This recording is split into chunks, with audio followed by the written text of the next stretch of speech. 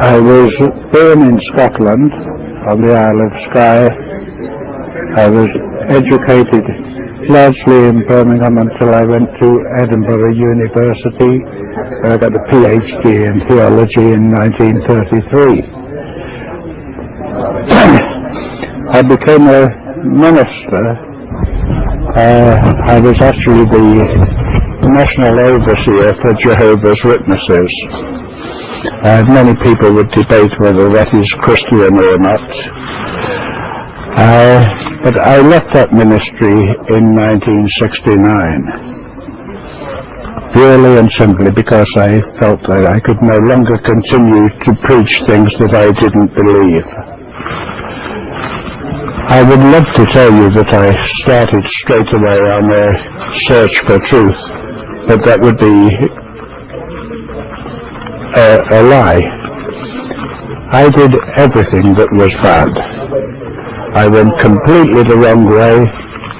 I gambled, I drank, I womanized.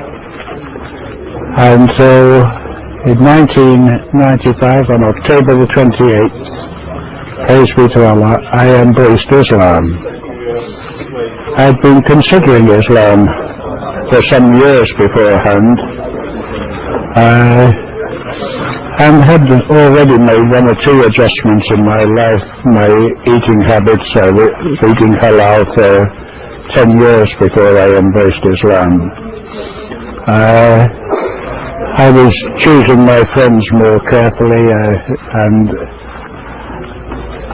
it was not until 18 months before I embraced Islam that I gave up drinking and at the same time gave up gambling.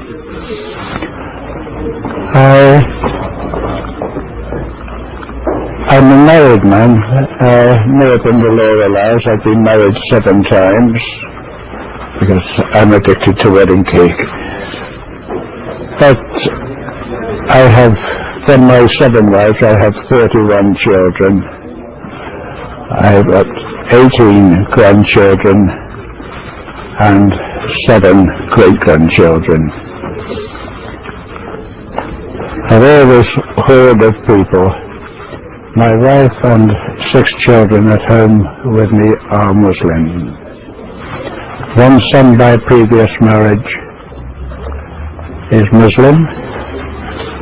My mother, who died only 6 weeks ago, was the oldest Muslim in Europe. She would have been, had she remained alive 3 weeks later, she would have been 119 years old. She embraced Islam 2 years before she died, and was engaged in the work of Dawah until the day she died. I am very, very happy to be Muslim. I'm very proud to be Muslim, and it has most definitely affected my life in many, many ways. I'm constantly being told that I don't look my age. 99 days out of 100 I don't feel my age.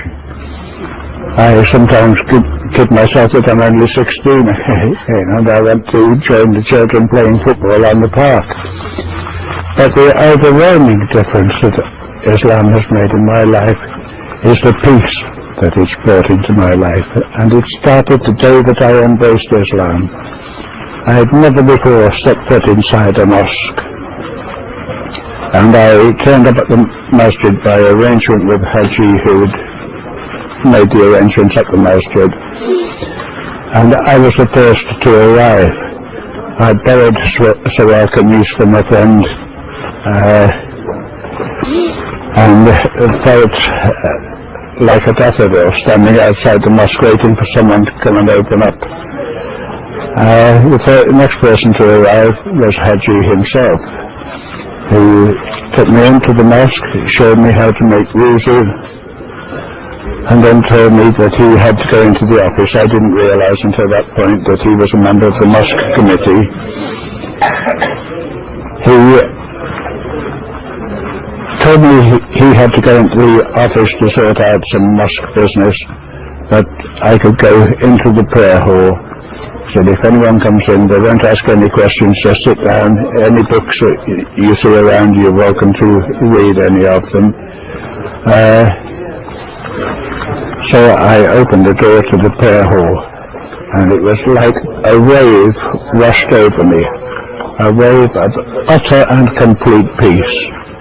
This could partly be explained by the fact that there was no one else there, but it was a sensation that I'd never experienced before, nor since, but praise be to Allah, that peace has never completely left me.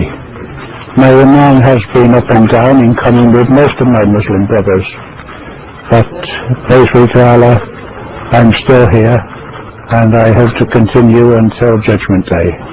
To my Muslim brothers and sisters, the one thing that I would dearly like them all to do is to get their priorities right. We are far too often more concerned with the dunya than we are with Allah subhanahu wa ta'ala. There is nothing at all wrong with liking nice things. There's nothing at all wrong with liking a Mercedes car. But when you see the price of a Mercedes car, means you have to work 2 jobs, work 16, 18 hours a day to accumulate the money to buy that car. What suffers? Your namaz. You can't read your namaz properly, you haven't got time, you're too tired to read the Quran, you're too tired to conduct talim in your own home.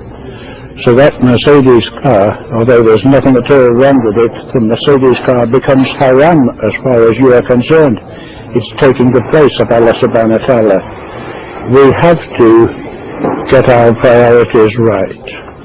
We have to realize that this dunya has absolutely nothing to offer to any of us. And even though we may acquire great wealth in this dunya, we can't take it with us. The thing that we have to realize is that when you realize that something is right, now is the time to start doing something about it. You can't say, all right, as soon as I finish paying for my motor car, or as soon as my mortgage is paid, I will start reading my namaz 5 times a day. Because we don't know about tomorrow. We don't know about 5 minutes from now. Every Muslim should live every day as if it were his last.